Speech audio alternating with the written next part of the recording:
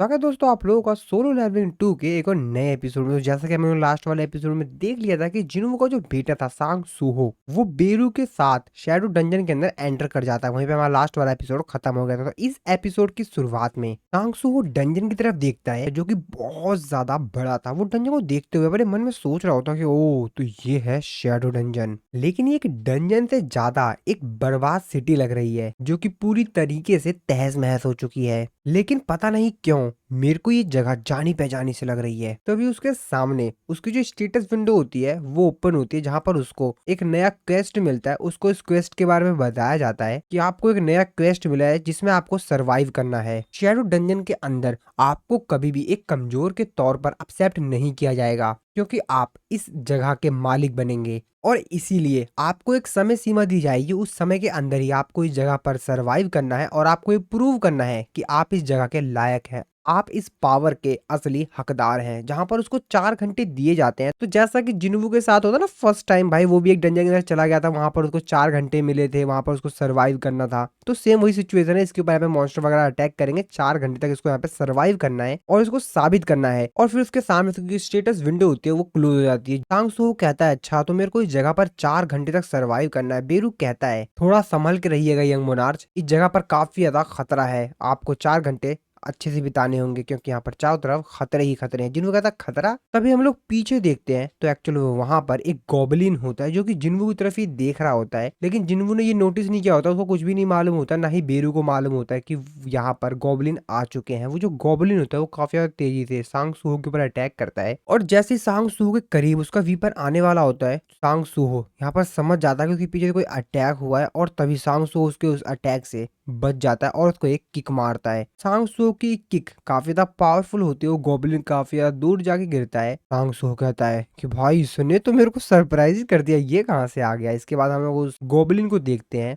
जो कि सांग सूहो का ये वाला लात खाकर थोड़ा सा सुधर गया होता है। उसको भाई गुस्सा आ गया होता है एक्चुअली कि भाई इस बंदे ने मेरे को लात मार दी। बीरू उसको बताता है कि अगर ये गोब्लिन स्काउट है इसका मतलब ये जरूर है कि इसके आसपास और भी गोब्लिन है इसके जैसे ही, तो यंग मोनार्च आपको थोड़ा सा संभल के रहना होगा। सांग सूहो कहता है तो इसका मतलब ये है कि मेरे को ये अपने बाकी साथियों को बुला ले, उससे पहले ही इसके साथ लड़ना होगा, इसको खत्म करना होगा। इसीलिए सांग सूहो काफी ज्यादा तेजी से उस गोब्लिन की तरफ बढ़ता है। गोब्लिन भी रेडी होता है उससे फाइट करने के लिए। बीरू सांग सूहो को बोलता है कि लिटिल मोनार्च, माना कि गोब्लिन कमजोर होते हैं लेकिन याद रखिए वो थोड़े से खतरनाक भी होते हैं, तो इससे थोड़ा सा संभल के रहिएगा। सांग सूहो कहता है कि इस गोबलिन के सर के ऊपर नाम लिखा हुआ है, उसमें कोई कलर नहीं है। इसका मतलब तो ये है कि ये जो गोबलिन है वो मेरे जितना ही पावरफुल है या मेरे से कमजोर है। उस गोबलिन के पास जो उसकी एक्स होती है, सांग सूहो उसको छीन लेता है। उसका सिस्टम उसको बताता है कि आपने जो गोबलिन का स्टोन एक्स है वो अब आपका हुआ, और फिर सांग सूहो उसी एक्स से उस गोबलिन को निपटा देता है।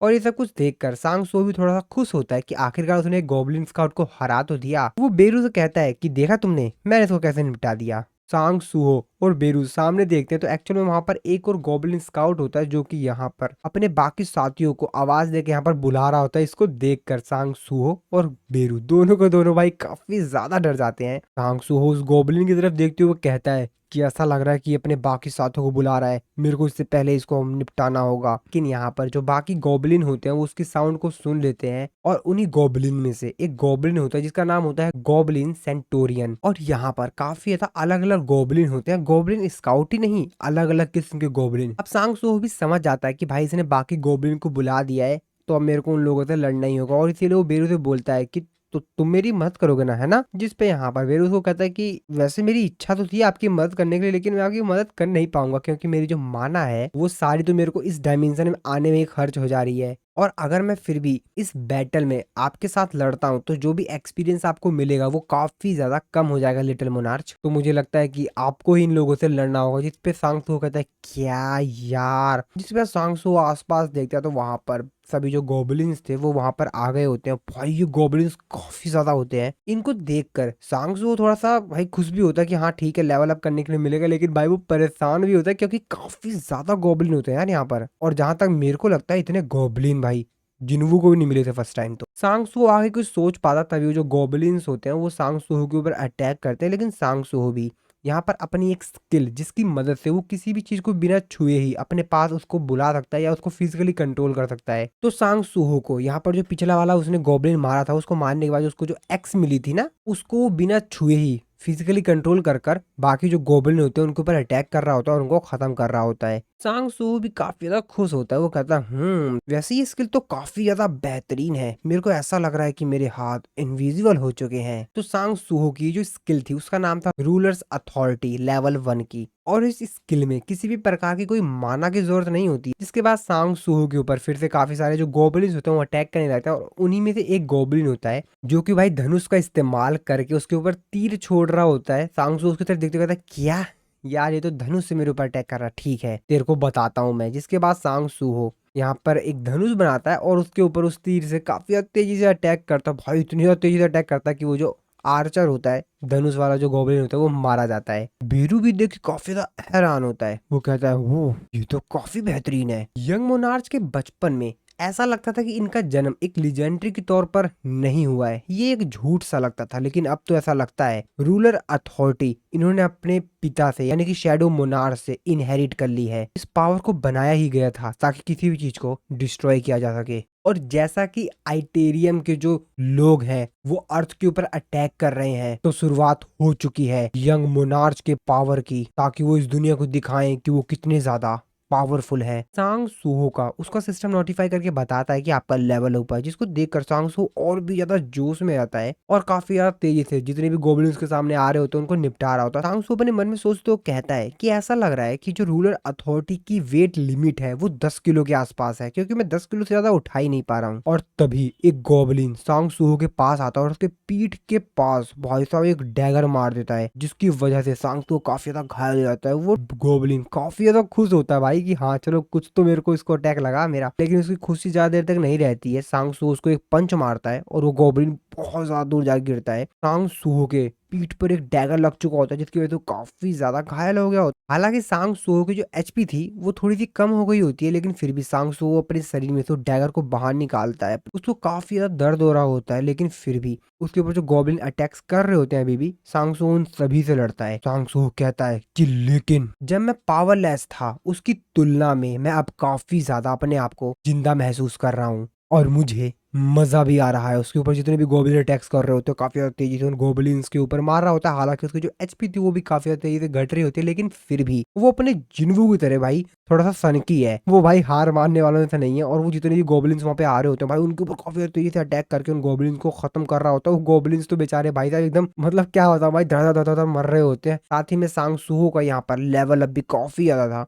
तेजी से हो रहा होता है। सांग सूहो ने यहाँ पर जितने भी गोब्लिन्स थे उन सभी को खत्म कर दिया होता है। सांग सूहो का सिस्टम उसको बताता है कि आपने एक स्किल को अभी लर्न किया है जो कि है रेजिलेंस लेवल 1। वो एक टूटू ही कार के ऊपर बैठा हुआ होता है, तभी उसका सिस्टम होता है उसको नोटिफिकेशन करके बताता है कि आपका जो क्वेस्ट है वो कंप्लीट हो गया है, क्योंकि आपने जो आपको 4 घंटे दिए गए थे आपने उन 4 घंटों में अच्छे से सर्वाइव किया और साबित किया कि आप इसके असली हकदार हैं। सांग सूहो को इतनी ज्यादा बेहतरीन तरीके से लड़के देखते हुए भाई बेरू भी काफी ज्यादा खुश होता है। बेरू सांग सूहो से कहता है कि मजा आ गया, मेरे को कोई भी डाउट नहीं है, मैं बेरू, मेरे को अब कोई भी डाउट नहीं है, आप इस पावर के असली हकदार हैं यंग मोनार्च। सांग सूहो बेरू से कहता है वैसे यार सही में लास्ट तक तुमने अभी तक मेरी कोई भी मदद नहीं की। सांग सूहो का सिस्टम उसको नोटिफिकेशन देके बताता है कि आपने जो भी क्वेस्ट कंप्लीट किया है उसके बदले आपको एक रिवॉर्ड दिया गया है, तो क्या आप इस रिवॉर्ड को एक्सेप्ट करना चाहेंगे? डिक्लाइन। जिस पे सांग सूहो कहता चलो ठीक है एक्सेप्ट। तो सांग सूहो को यहाँ पर रिवॉर्ड के तौर पर उसको एक रून स्टोन मिला होता है और इस रून स्टोन की मदद से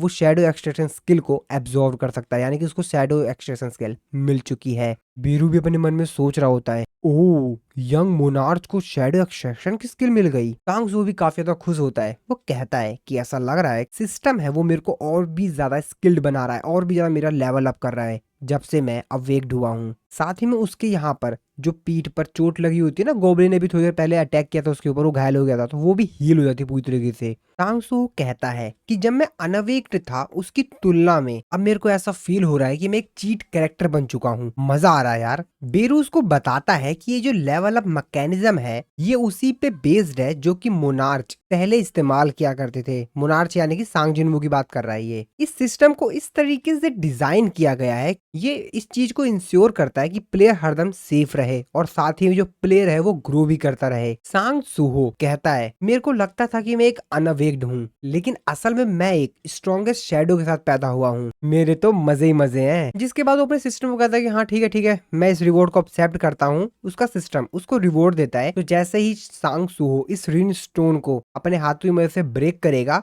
तो उसके अंदर जो शैडो एक्सट्रैक्शन स्किल है वो उसके अंदर एब्जॉर्ब हो जाएगी, यानी कि फिर सांग सूहो भी शैडो एक्सट्रैक्शन स्किल का इस्तेमाल कर पाएगा। और वो ऐसा ही करता है, जैसे वो उसको ब्रेक करता है रेन स्टोन को, उसमें से लाइट निकलती है एंड वो उसके अंदर एब्जॉर्ब हो जाती है। तो सांग सूहो के अंदर भी शैडो एक्सट्रैक्शन की स्किल आ चुकी है, जैसा कि जिनवू किया करता था। हालांकि अभी इसके पास बेसिक ही होगी जैसे जिनवू के पास थी ना। ये जो शैडो एक्सट्रैक्शन की स्किल है इसमें इसकी कोई भी माना कंज्यूम नहीं होगी, यानी कि इसको कोई भी माना की रिक्वायरमेंट नहीं होगी। एक चीज और दोस्तों, शैडो एक्सट्रैक्शन में जो सामने वाला मरा हुआ होता है जिसकी शैडो को एक्सट्रैक्ट करना होता है उसकी स्टैट्स के ऊपर भी डिपेंड करता है। अगर वो ज्यादा पावरफुल है तो भाई थोड़ा सा ज्यादा मेहनत करनी पड़ती है और या तो कभी कभी फेल भी हो जाता है, उसकी शैडो एक्सट्रैक्ट नहीं हो पाती है। साथ ही में उसकी जो डेथ का टाइमिंग होता है वो भी डिपेंड करता है। अगर वो ज्यादा लंबे समय से मरा हुआ होगा ना तो थोड़ा सा टाइम लगता है, मे बी वो फेल भी हो जाए। तो अभी के लिए सांग सूहो के पास जो शैडो एक्सट्रैक्शन की पावर है वो 3 है, यानी कि एक समय पर वो ज्यादा से ज्यादा 3 ही शैडो सोल्जर बना सकता है। सांग सूहो बेरू से बोलता है कि मैं शैडो सोल्जर्स कैसे बना सकता हूँ, जिसके बाद बेरूस को सब कुछ बताता है। बेरूस को ये भी बताता है कि जो शैडो एक्सट्रैक्शन की स्किल है वो बहुत ही ज्यादा पावरफुल और बहुत ही ज्यादा बेहतरीन है, लेकिन अभी ये जो चीज है वो शैडो मोनार्क लॉर्ड सांग जिनवू के पास ही है, अभी आपके पास भी आ गई है। सांग सूहो कहता है, लेकिन अगर मेरे को सोल्जर्स को कमांड देना है तो उससे पहले मेरे को उनको हंट करना पड़ेगा। तो क्या इसका मतलब ये है कि क्या मैं सिर्फ अपने जो मेरे से वीकर है उनको ही कंट्रोल कर सकता हूँ? और जहां तक मैंने सुना है यार कि जो समन टाइप स्किल होती है वो हंटर इंडस्ट्री में